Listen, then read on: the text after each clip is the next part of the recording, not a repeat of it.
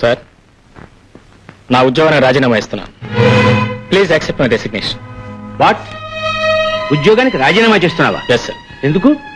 Enquiry commission లో నువ్వు నిర్దోషం ఉన్న రిపోర్ట్స్ నాకు ఇప్పుడే అందాయి. ఈ సమయంలో రాజీనామా చేయటమా? కారణం?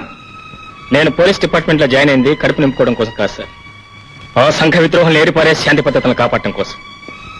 కానీ ఈ ఉద్యోగంలో నేనేమీ చేయలేనని నా అనుభవం నా పాఠం నేర్పింది. ఆఫ్టర్ ఆల్ నేరస్తులను పట్టుకోవడానికే తప్ప ఎంత నేరస్తుని మనం ఏమీ చేయలేమని నిర్ధారణ అయిపోయింది. నా ఆశయ సాధనకి నా ఉద్యోగమే ప్రతిబంధకంగా మారింది.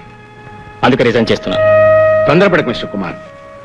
ఈ ఒక్క నేరస్తు విషయంలో మనం ఫెయిల్ అయినా తక్కిన వాళ్ళందరినీ పట్టుకుని తగిన సాక్ష్యాధారాలతో కోర్టులో నిలబెట్టి శిక్ష వేయించొచ్చుగా.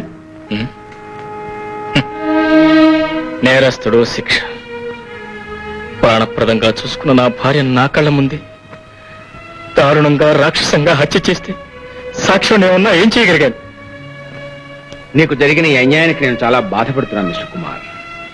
కానీ ఇంతకు తెగించిన వాళ్ళను పట్టుకుని శిక్షించాలంటే నువ్వు ఉద్యోగంలో ఉండటం అవసరం కదా. నా ఒక్కడి కోసం కాదు సార్ నా బాధ. దుర్మార్గం నుంచి ధర్మాన్ని, అవినీతి నుంచి న్యాయాన్ని రక్షించలేని మనం చేస్తున్న డ్యూటీలకు, తీసుకుంటున్న జీతాలకు అర్థం లేదు. కేవలం న్యాయస్థానానికి, నేరస్తుడికి మధ్యవర్తిగా బ్రతకడం ఇష్టం లేకే నా డ్యూటీకి రాజీనామా చేస్తున్నాను. That's all. అంటే ఉద్యోగానికి రాజీనామా చేసి వాళ్ళంతం చూడటానికి నువ్వు హంతకుడుగా మారాలనుకుంటున్నావా? నో. నువ్వంతటి దారుణానికే పూనుకుంటే చట్టం నుంచి తప్పించుకోలేవు. జాగ్రత్త. ఓకే సార్, ఆ సంగతి ఏదో ఒకటి కోర్టులో అని తెలుసుకుందాం.